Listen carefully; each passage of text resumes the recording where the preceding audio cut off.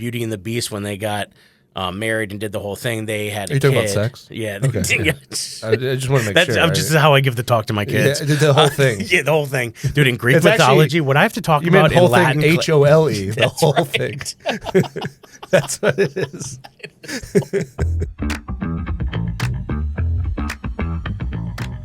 All right, on this week of Jaywalking, I'm sitting down with a good buddy of mine named Tyler Rothrock, a comedian out of the Bethlehem, Nazareth area. He's got a great special coming out called On the Run. Make sure you check it out. Today we talk about all the things, how we met, stand-up comedy, AI, and what's it mean, and boomers, because we love boomers. So check it out, like, subscribe, share it out.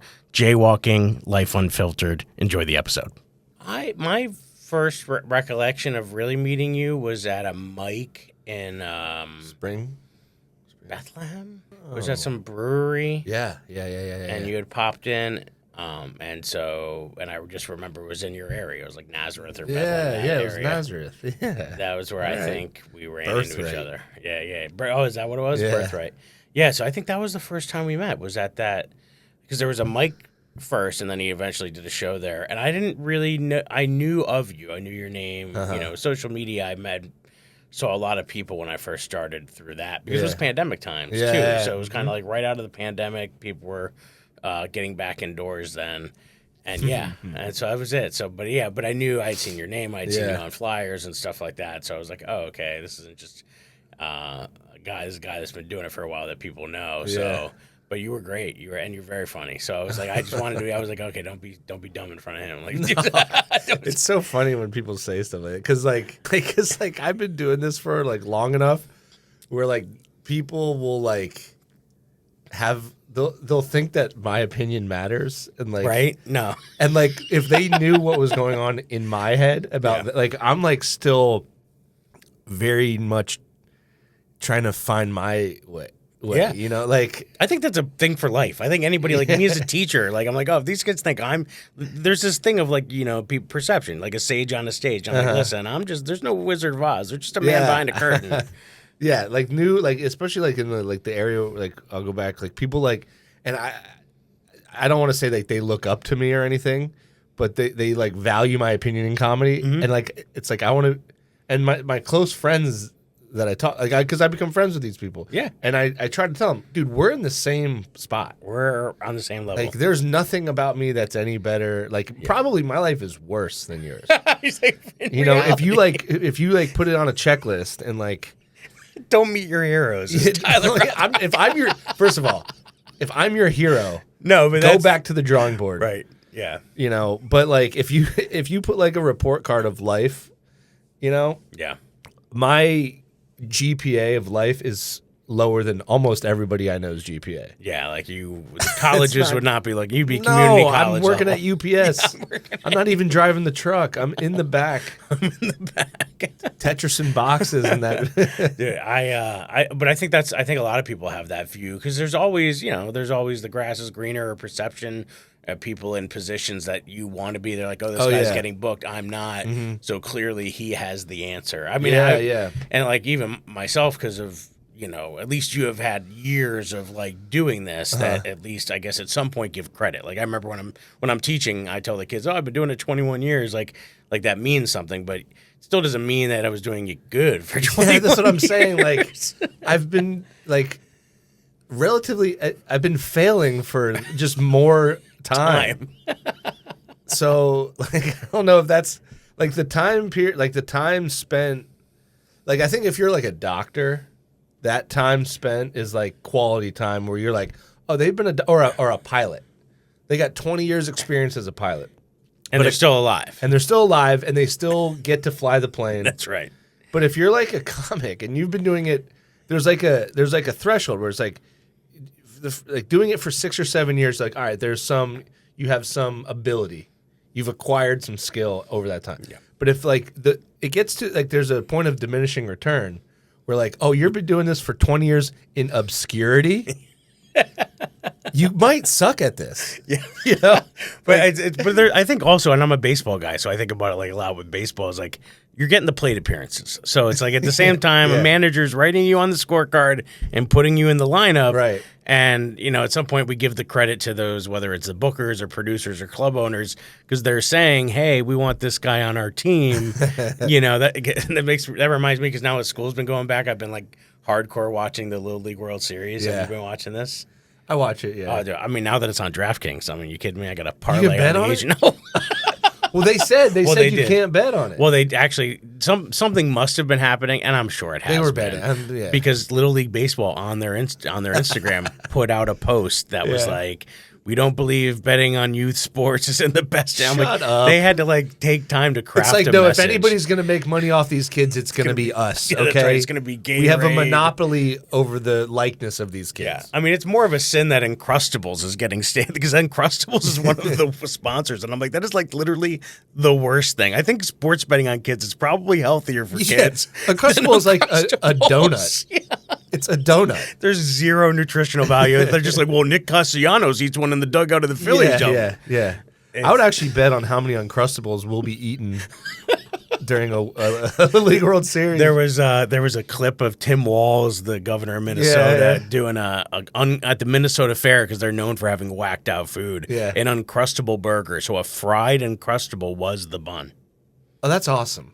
It was apparently very good. Yeah, it has to be good. And he's having people share. He's like, oh, take a bite. He's like, I love that guy, because he used to be a teacher. Yeah. And he's just like, oh, yeah, here's some of mine. Take a bite. Yeah. Take a bite. He's like, well, just turn it around. You can eat the other end. It's like, we've definitely, COVID's gone. Because that's amazing. Because that's what it was like. It was like, oh, you want a bite? Yeah, just turn it around. Just drink from the other end of the cup. It's so funny how quickly we just started sharing, it wasn't long ago where we were so terrified. Oh, we're elbow bumping. I'm proud of how quickly we got back to being like, just drink my drink. Right? You're a stranger. Yeah. That's okay. The handshakes, fist bumps are still around. I'm having a hard time with the handshakes. I do a lot of the chicken. You're not sure what to do. I joked around that for a while, because I was like, it's like we're playing political, chicken, because we don't know what to do. Do we? Well, then also the handshake became like a political thing. It did. There would be people that would be offended if you went to the fist pound. Yeah, they'd be like, no, give me the hand. inside of your hand. Give me the inside of your hand. I want all those. Where are the germs? I want to touch your germs.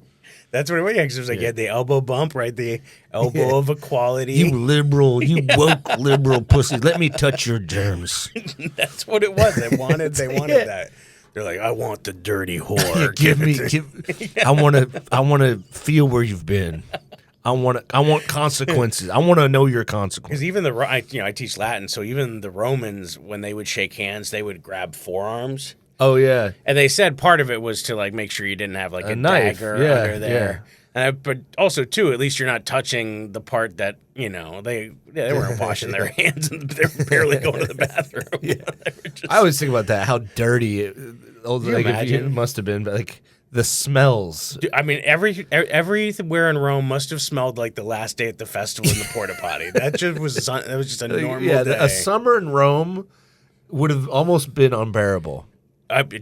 In Pompeii, which is one of the most well-preserved areas because of the volcanic ash sort of creating a time capsule, you can even see in the streets that they had these giant, almost when the roads have those bars that come up so cars can't pass. Yeah. They had stones built in, but they weren't for keeping cars out. They were for helping you cross the street without walking in the sewage. Because the streets, you would just dump it out in the street, and it would roll downhill to the river or whatever. God, I mean, the Romans were the first to eventually put in a sewer system.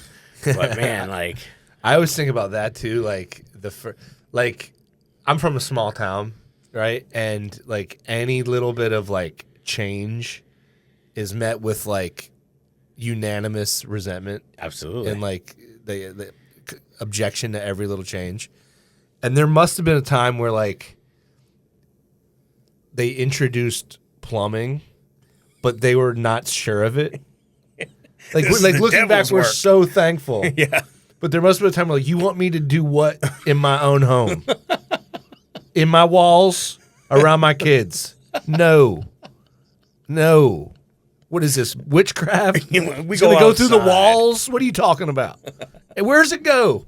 That's right. Then you can't explain it. Even if you try to explain it logically, it's right, just the devil's work. No, we got a house in a little hut. I dug the hole. It's also a confessional. The priest comes over every other week. Yeah, and if the kid gets a little mouthy, we put him out there. That's right. On a mid-August day, it'll be great. Do you get? How are you feeling about the AI stuff? So I'm excited. So we just had a presentation at school recently because we had our first day back for the teachers. You know, we report for training camp. Yeah. And they had a consultant come Pitchers in. and catchers? Or everybody? Pitchers, no, it was actually the rookies the first week. And then all the team came back for this one. So they had like an AI consultant come in. And his whole pitch was that the potential but the risk. And so he was kind of like acknowledging the fear of the people who didn't want plumbing put in the walls. And then the people who were like, oh, okay, like here's some cool things I could do. Yeah. And I'll say he did a really good job of showing some ways that you could nonchalantly incorporate it, but that also, you know, kids, if you have 3 seconds of someone's voice, you could take it and create a message and have them go over the PA system and say something, and it sounds like There's they John said Cena, it. You know, you could do your whole lesson. Yeah, John exactly. Cena. Or like you can mock the teacher's voice and now put a recording out that sounds like they're you saying gotta something be careful, ridiculous. then. Yeah. So it's like there's always that. What's the vetting process? Like, because let's just say a kid records your voice and is like pissed at you, and they want to be like, I'm gonna have Mr. Yoder say some slurs. Yeah, that's what I mean. That's what happened. So and now there hasn't been a lot of precedent within the court systems. Yeah. So now there's all these new laws to protect people from basically stolen identity. Yeah. There was a year ago, the school district next to me, huge deal because on TikTok, a bunch of students created accounts for their teachers, pulled their photos from the school website, put them as the avatar, made it seem like friended the things that would look like they would be friends with, and did all the things that looked like they were them, and then they would go into the comments of other people's things and start saying slurs. And so now, like it was, and they couldn't technically punish them. They had no grounds for how to punish them. Are they protected kids under First Amendment? It wasn't done on school grounds. Mm-hmm. So there's all this school law that's coming into place now. Like there was a girl I remember years ago who, I don't know, she put a post of her giving the middle finger and tagging the school because she didn't make the cheerleading team or whatever, and she was protected by the First Amendment because she didn't do it on school property. And so she was allowed to just do. So now there's all this school law and all this other laws coming in. So I guess back to the original, I'm excited about how I could leverage it for things like, you know, you're stuck for ideas. Like maybe I'm like, hey, I was thinking of an activity to do with my kids. I'm like, hey, I want to do like find someone who. I have all the typical ones. What are some other ones that maybe I could put in there that would be lighthearted and fun? And then it kicked out like, oh, who likes pineapple on pizza? I'm like, oh, that's a good one. We jot that down. Yeah. So like when I'm stuck, you know, when you're like and I just put it in there and maybe it suggests something. But the guy was mentioning like, you got to be careful with ChatGPT. It could just say anything. Like it's not true. So if you're asking it something for like factual information, you got to realize you might not be getting factual information. Yeah. But if you're generating it to be, you know, creative or brainstorm some ideas or come up with an outline, you know, I think that would be great for a class. It'd be like, oh, I have 40 minutes today and I want to accomplish this. How can what are some ideas? Or what I think is really cool, what I did the other day is I put on ChatGPT on the voice part and I asked it if we could talk in Spanish. And we just had a full-on conversation in Spanish. And then I said like, hey, could you do this with one of my students? But keep your vocab to like level 1, and I gave the textbooks and the units we had covered. And it was only going to use vocab from those chapters and then speak slower. That's cool. And so now kids can just have a conversation in the target language and it'd be non-threatening for them. Yeah. Wow. So that's kind of cool. Yeah, because like, you know, going back to like the plumbing thing, like the fear part of it, like I guess in our lifetime, this is like the biggest like fork in the road in terms of like advancement and where the world could be in a short amount of time from today. Like I'm terrified of it, you know? Yeah. But it's like, you gotta like, it's gonna happen. Yeah. So I didn't even think about like in terms of like being a teacher, but there's gotta be some law, I guess, established for like people taking your likeness. I guess there already is. I mean, that's got to be. I mean, I think it's going to have to get more subsection A, paragraph C. It's going to be wild, But because you're right, but there have been other things. I remember reading a book I was reading about how education have evolved, and that people were all up in arms when the blackboard came up. Like the blackboard was going to be the devil's work. Yeah. Because now kids weren't going to have to memorize stuff. They were going to be I guess that's true. Every little thing, I guess you're right. The newspaper being printed. Right. Now nobody's going to talk to anybody on the train anymore. Yeah, I think I agree with that. But then you remind yourself that but now we're not talking about we're talking about a collective brain. Yes. From all of the things. Yes, you're right. So the blackboard posed a little bit of a change. But now the blackboard thinks. Now the blackboard will say and think. Yeah. Which is scary. Yeah, it's like the evil queen. I've been watching it's so bad. My daughter every night she wants to, to fall asleep, she wants to watch something together. And at first it was Boss Baby, and I wanted to poke my eyes out. And recently she just went. I bought her tickets for her birthday to go to Disney. Has a series called The Descendants. Okay. Which I didn't know anything about, but I legit sat down. I didn't have my phone with me. I said, I'm going to sit down and I'm going to watch this. And it's terrible. But but it's basically the premise is all the kids of the major characters. Oh, cool. But it's all of the evil characters, like Cruella DeVille's son, Jafar's son, the evil queen's son, Maleficent's daughter. It's Nepo kids. Yeah, and it's like so what had happened is the Beauty and the Beast, when they got married and did the whole thing, they had a kid. Are you talking about sex? Yeah. Okay. I just want to make sure. That's just how I give the talk to my kids. Yeah, the whole thing. Yeah, the whole thing. Dude, in Greek mythology, what I have to talk about in Latin... You meant whole thing, H-O-L-E, the whole thing. That's what it is. So they're doing this whole thing where they're apparently when the Beauty and the Beast got married and they put all of the bad characters on this island. They basically made Australia, and they put all of the characters there, and they put a force field over it so they couldn't do their spells anymore. Oh. And now they're stuck on this island of the lost. And then the Beauty and the Beast's kid is going to be king now, and his first proclamation is to invite some of the children to come back to the island of the kingdom because they deserve a chance because they're innocent. That's good. That's kind of clever. It is, yeah. but really the whole writing is trash. I really thought, I was like, oh, that's kind of cool. Mm-hmm. The acting and all, it's I don't think it's for you though. No, it's not. But I was just hoping that maybe they would put a little pizzazz because the parents are gonna have, in theory, you watch. If a little nod to PG, the parents. you're supposed to be guiding parental guidance. Yeah. But no, it's trash. But it's cool that there are references, and now there's a second movie last night we watched, and all of a sudden some other characters came into play, like Ursula's daughter. Mm-hmm. And so in that regard, it's kind of cool. But so my daughter went to the concert for that recently and saw that. And so I was like, that's kind of cool. So we have these moments where I'm spending this time with them watching this stuff. But it's weird that it's on Netflix and even on demand, because even that's AI. Like when she's watching that, it's suggesting other things for you. Yeah, so it knows everything. But that's kind of cool, though. You know what I mean? I don't know. It's kind of cool that somebody's paying attention to you. How many times are you just nobody pays attention to me? Right. Yeah. I mean, it's you could look at it that way, and it's cool that there's you could look at it both ways. Oh, these people are monitoring me, or hey, they're kind of suggesting what I like. Well, yeah, it's also how interesting do you think you are? What I mean? I'm just it's I don't know, but the blackboard's almost like the mirror from the evil queen. Now all of a sudden you can say mirror, mirror on the wall, yeah, exactly. And it's popping up the nearest restaurant of all. It's it is. Yeah, I agree. I think it's scary. I think we need healthy fear. Yeah. Right, healthy fear is a good thing because I can promise you, my autistic daughter has none of it, no healthy fear. Well, yeah, and it scares the balls off of me. And how's her because kids, Naomi has three exactly. She has three teenagers. Yeah, and the tech literacy is beyond my comprehension. For the stuff that they are interested in, it's good. And this is what I noticed as a teacher.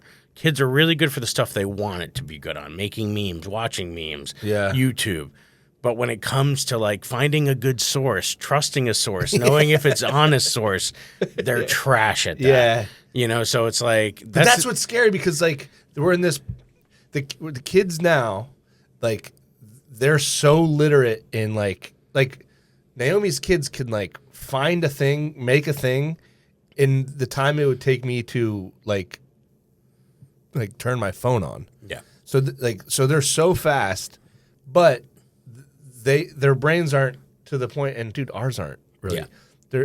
Of like seeking out like the truth. Mm-hmm. Yeah, all the frontal lobe is where all those executive functioning skills. Yeah, they're not like developed as much. That part's not developed. That's yet. what scares me is that like the AI stuff is really gonna like run with like it's like 13-year-olds. It's like having a loaded weapon before you're able to take the gun safety course. Yeah, it's like having your like it's literally like you have a parent like a fake uncle that's brilliant and can do whatever. Yeah. And he'll just do whatever you want him to do, but it's not good. So here's a scenario I said to somebody the other day that was really nervous about AI. I met someone recently, I won't say who it is because they didn't give me permission, but their scenario was so compelling. Putin. It was Putin. Yeah, it was Putin and Zelensky. So basically, this guy and his wife had a really rough go health-wise, right? And they ended up saying they couldn't have kids, and then they ended up having kids, multiple kids at the same time. And so now the guy and the girl had kids on the movie? You know, that like the movie what Junior. What is happening? So they ended up having, twins essentially. Yeah. And so now they have kids, and the prognosis for their health has kind of been back and forth, like in remission, not in remission, and so the wife at one point is supposed to have already been passed. So it's like living on borrowed time, and they have young kids. And so a company approached them about beta testing AI that basically allows them to have their own version of them as an AI. Oh my God. And so they've been spending time, they spend each individually time talking to their AI. They've given it speeches for like, the sex talk, the groomsmen gonna get married speech, like advice on going to college, like all the things that they're afraid that they might not be around for. They've now fed into this. And so that, the kids will have something left behind, almost like I had heard a dad doing this once with email where he like wrote an email and then in his will was to give the username and password so that then they could go in and read all the emails he had been saving in the account. So it's like they're doing that, but with the AI is learning their speech patterns and learning who they are. And also their thought patterns. And so now they've introduced the kids to the AI, like they talk, and they recognize that it's not them, and they're not thinking it's going to replace them or raise them or anything. But it's just kind of like I think of the new Superman movie. Did you see the new Superman movie? I didn't see it. No. So he basically is replaying this video transmission that his parents sent him to Earth with, but it's like incomplete in the movie. Like it stops at a certain part, and he just keeps replaying it because it soothes him his whole life.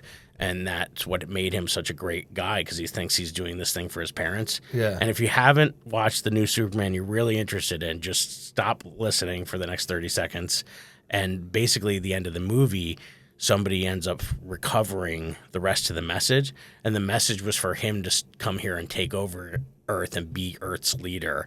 And like basically make it in an evil way. Yeah. But because he didn't ever hear that part of the message, that's not who he is, and so he has to decide if that's what he's going to do. Well, he was already made the decision, but when everybody else heard the rest of the message, they assumed that. But really, he's like, well, I was raised with that message. That's not what my plan is.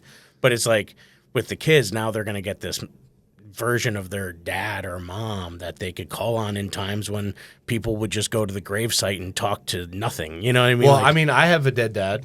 Yeah. So I often think, what, like not only like obviously advice wise, what he would say and what he would think, but like also like I'm also so curious of like unrelated to me what decisions he would have made. Like would he have voted for Trump? Like what would he think about this? Like my dad was a liberal guy, but like what would have happened in that? I'm very interested in like how would he have handled that? Yeah. Or like different, like what would be his opinion on? So that's like kind of like I don't know how I feel about that. Yeah, I think it's right to them, but I could understand why someone like in their position they would say, hey, I get it. Yeah, like it's one of those things where I get it, but now that's the conundrum of it all. Yeah, like because Pandora's like box. how much then like how it's a great movie. It's a great movie. I almost didn't want to say. I think I'm going to write that I think movie. I'm gonna write that. We'll cut this part. Yeah. It is. It is. It's so incredible to think about, but it's because like how much stock do you put in it? Like if I'm just trying to put myself in the kids' position, they're in like a dilemma, and they go to the Chat GPT of their parents, basically. Mm-hmm. Yeah. And so, what do I do here? Like, because is it total trust in this thing? Yeah, because how much is the essence of them, and how much is whoever's feeding? Because here's the other part. This is where the plumbing thing comes into play. Because we don't know where this plumbing is starting. Exactly. We don't know where it's stored. Yeah. We don't know if there's some guy in the corner like, but I'm going to say this too. Yeah, we just don't know. Here's why. At the end of the day, this is why like we still need ourselves. Because at the end of the day, like listen, I had a guy who was not biologically my father, but he was there for me at pivotal parts of my life, and he did pass from cancer years ago, right before my 9-year-old was born. So it's almost been a decade. And he passed away right before Father's Day, and she was born the day before Father's Day. And so that whole time for me was rough because I'm like, so much going on, and I really valued his opinion. And, and so, but at the end of the day, I ended up buying the house that I live in now is directly in line with his plot, like where he's buried. And I didn't know that until after, because when we bought the house, I'm like, I've recognized this road before. And when you go up there's the funeral, I had no idea. And I have a sign that's hanging in my kitchen that was a sign that hung in his office, and it was in Latin. And it says, vocatus et non vocatus Deus ad erat, which is like called or not called, God is there. Yeah. And he was pretty religious, and I was pretty anti because I was raised Catholic. So, but I always valued the fact that he was, and he had this belief. So I still think at the end of the day, when I have those moments and I'm thinking about like, well, what would he think about this? I think at the end of the day, we know inside. Like, I think yeah. You would just be looking for like some the affirmations. Yeah. So I think at the end of the day, I talked about this like the first episode I think I had done of this. I was up at Wisecrackers for the weekend, and on my way up there, I was listening to a book that my therapist recommended, which was called The Four Agreements. And it was this guy had written it based on like these old Toltec or like Mesoamerican kind of tenets. And there were like 4 agreements that you were supposed to operate your life on. And it was like, never make assumptions, don't take anything personally, always do your best, and like, you know, basically be impeccable with your word. Like say what you mean and mean what you say. And if you could live by those, and I just remember listening to him, and I just felt like very in tune. And I was like, oh, you know what? Like I feel like we all have this tuning fork. I think we all have this thing inside of us that tells us we're on the right path. We're doing good. Yeah. And we can bury it. We can bury it because that's how we end up on drinking binges or eating binges. Yeah. And you can tell because then you just feel like trash after that. And then the minute you get up, you either start moving or you drink that glass of water, you do your laundry, you do the things you know that aren't fun but you have to do. You start feeling better. Yeah. And then all of a sudden it's like you're pulling dirt off of that tuning fork so you can start hearing it again. And I think at the end of the day, as long as we all don't lose that part of ourselves, then the rest of it's just information. It's like when I started comedy, people would pitch me all sorts of ideas, and I would always listen, and I would always try, good, bad, or indifferent. And at the end of the day, I would know at the end if it was something I wanted to keep up with. But it doesn't hurt to have information. No. And to go back to like that, like with my dad, or like with I have some friends that passed away, and like I talk to. And in the moment you're like, oh, how would they help me here? What would they tell me? It's like you're right. You kind of know, and then like I think that's also part of the process of like that's the part of the human experience is like you get to decide how they would help you. Yeah. You know, through your own brain. Like this is what I think they would say. Yeah. And because we're doing it in so many aspects. We're even just talking about Little League before. Like, they stopped the game. I was watching a game. They stopped this game because they play in Williamsport, not far from here. 10 minutes, they stopped the game to go CSI Williamsport on a ball up the left field line and whether it, actually hit it or whatever. And I'm like, what? They're, zooming in. There's cameras. They're fast-forwarding. There's a guy in a headset. I'm like, When I grew up, it was like 9:30 in the morning on a Saturday. It was my buddy Jimmy's dad was the umpire. Yeah. He's half in the bag from last night. Exactly. He forgot the things to wear on his legs, so he calls balls and strikes from behind the pitcher. He's wearing a 10U like shin guard. Yeah. And he's like, and then all of a sudden, whatever he decided was the law. Yeah. We didn't even know you could really argue it. Yeah. Well, he was the police chief. They weren't always going to argue that. Yeah. But like, you couldn't argue. Like there was nothing to argue. But now we're trying so hard to have everything be perfect and right on, and like at the end of the day we're losing the humanity of it. I think the human error, there's some beauty in the human error of it. Yeah. But it's also I can understand that, but it's like, so I get it. I think there's some applications, but we've opened Pandora's box on this. It's fully opened. It's open. So good, bad, or indifferent, it's here. And when there's to close, it's impossible to close. Yeah, no, like that. The door to Pandora, it's flown away. It's gone. And this is the Greek. I'll be teaching a lot of Greek mythology coming up. Do you know when they did shut Pandora? Do you know the only thing that remained in Pandora's box in the myth? Hope. Oh, well, that's nice.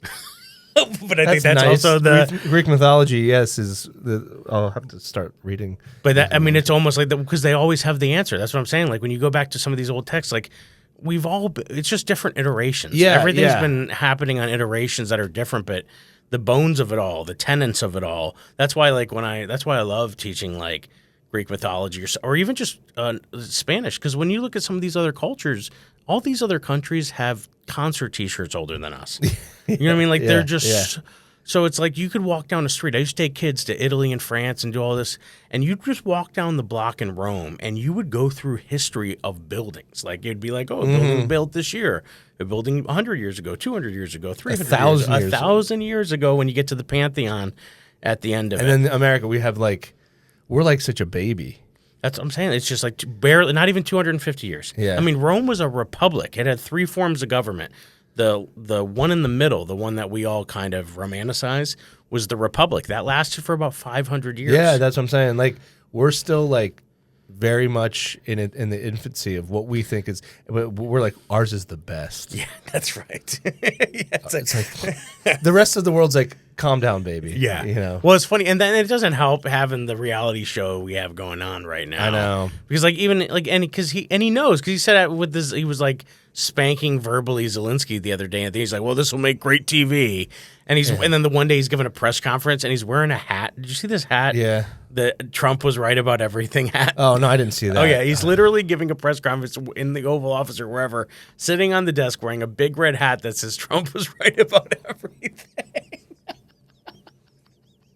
Like, I just don't get. I would just love it. It's just TV. It's TV. It is, and if you just embrace it for that, then it like becomes. There's more than just him there. That was always what gave me solace, and no matter what happened, I remember being up in arms and like when the first thousands when I started paying attention to like when it was like Kerry and Bush and Gore and like just first had an idea and I'm in college and I want to do whatever. And even then, you're like, okay, well, listen, at the end of the day, there's a reason we have it built the way it is. Even the Romans did that. Like, there were always two. The way they did elections, it was every year, and there were two of them with equal power. So the co-presidents. Yeah, well, that's what, like, the thing is, it's like, I talked to, like, a lot of people are obviously terrified, rightly so. And that's the only thing, like, that. When it's like we talk about how it's entertaining TV, it's like that. It is, but the part of it that sucks is there are people that are very scared. Like some of the marginalized groups are extremely 100%. Terrified, and like so you got to like, is the entertainment worth it? Yeah, you're right. But like, and this is getting into the weeds of like conspiracy and like how I feel about government. But people are like, well, the system's broken. The system. So it's like, no, it's not. The system is working very well for the people that made the system. Yeah. Like we're not in the, it sucks for us. We don't have power. We'll never have it. Yeah. But if you have power, you're like, we fucking nailed it with this system. We've never had more power.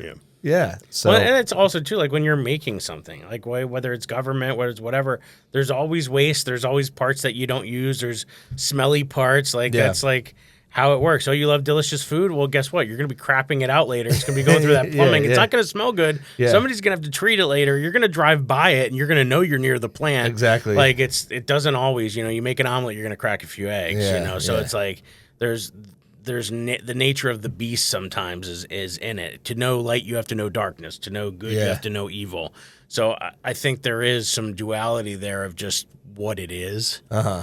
And I know that I meet more people in my daily life that I enjoy and respect in no matter what walk of life, and I'm the walking poster board for that. I was joking that I grew up in a half Jewish neighborhood, half black neighborhood, and it was me and my lesbian moms. I mean, it was a diversity brochure that nobody asked for in the 80s, So like I've seen how all of those groups in times when you couldn't be gay. I mean, there was no Will. This was before Will and Grace. Okay, Ellen was still straight, so it was like the fact that we all existed and shared sugar and did whatever and was cool, So it was like that can happen and that does happen. So that happens way more than people get caught up on stuff. Yeah, for sure. The tricky part with AI, to kind of bring it full circle, is the fact that people are posting stuff online in these videos or memes or whatever, and it's looking so real that as we get older and our neural pathways just are not as sharp. When we're in the height of being an adult, our pathways look like a beautiful national park with all these trails going everywhere. And then eventually people stop maintaining those pathways. Over time, they grow and they're just not as sharp. So if something pops up on your feed real quick, you just grab it and you think it, and now it's in the schema of whatever you're building, and you go on that. That's where it gets dangerous. You mean people might... Are you talking about people might see something... and just assume it is? Like, or even like in the moment find out it's not real, but it exists somewhere where like you forget that wasn't true. I see it with my mom and like see it on any Facebook. I had a guy that I trusted that was almost a pastor in a church I had gone to for a little while before COVID, and I Facebook friended him, and then talk about meeting your heroes. That's a bad idea because he posts all this stuff, and the one was like Oprah took money from this Maui fund to refurbish her house after the disaster there, and her house wasn't even trampled on. And so the guy was like, "Is this true?" And I'm like, first of all, I mean, people just like the stuff that you hear, like older, like the boomers. Yeah, and I hate to shit on boomers. I guess they helped us. They helped our nation. Yes. However they helped our nation. I think they helped our nation. And that's all I'll say about that. But it's like even that, like Oprah. It's Oprah. Yeah. She started. As a matter of fact, what the reality of it was, she started a fund with her own money to help other people. But they'll believe anything. The boomer generation will be like you. The amount of things that they think, like they raised us to, like, I don't know, find sources. Like that was all their idea. Like that was they don't do that. Like there's boomers in my life, and I'm like, dude, where'd you hear this, and how did you think that source was? Did you just read a headline from some weird, not even website? Yeah, they've basically become middle schoolers. Yeah, that's what I'm saying. That's right. But they're great for our country. But I'll tell you what, though, without them, we wouldn't be who we are. Yeah, that's why I wish I wish I could, and maybe ChatGPT would. If I could, like, put in all the stuff about my dad, and I say, hey, what would my dad be thinking about this? Because that is like my one, like, big question. Because my mom's family is super conservative. Like, my grandfather was like on the Republican National Group or whatever, and I was at Dick Cheney's. It's Herbie Hancock. I'm surprised you didn't know that. John Cheney's like a coach, I think. Probably. Yeah. Dick Cheney's and then my dad was like this Democrat. So my mom would be like, "Oh, your dad would have voted for Trump." He would have. And I don't know if I believe it, and I would just love to know how, because he's a boomer. Would my dad? I wish my dad was alive. Right. Yeah. I obviously him dying sucked, but there's a part of it that I'm happy that I didn't have to see my dad be. Yeah. A 60-year-old white man in this time period. Because they let you down sometimes. The boom, like they let you down, man. My dad would be sending me like Pizzagate memes and shit. I'm like, I don't have to. That's kind of nice. That's the thing about like parenting and kids, teachers and students. It's just like the open mics we at the beginning of this episode. It's like at the end of the day, you'd probably be like, Tyler, we're on the same level. I've just been failing for way more years. That's where I'm at. Yeah, dude. So do you have before we wrap it up? Do you have anything to plug? Anything you want to? Well, I have a special coming out September 6th called On the Run. It's gonna be on YouTube. It's coming out. Is Bonnie and Clyde in that one? I think Bonnie and Clyde made the cut. Nice. Yeah. I think it's gonna make the final cut, but I like it. It's good. I'm happy it's over, but check it out. Subscribe, whatever you have to do. Yeah, do all the things. Yeah, I appreciate coming on. This is awesome. This is awesome. I'm like a little more. I'm not gonna. It's not gonna be a non-anxious drive back home now that I've kicked my Sunday off with AI fears, and that's right. We're here to make. But we're gonna write that anxious. movie. We're gonna write that. I think that's gonna be what we're gonna do. All right. Well, hey, thanks for tuning in. Make sure you like, subscribe, do all the things. See you next time.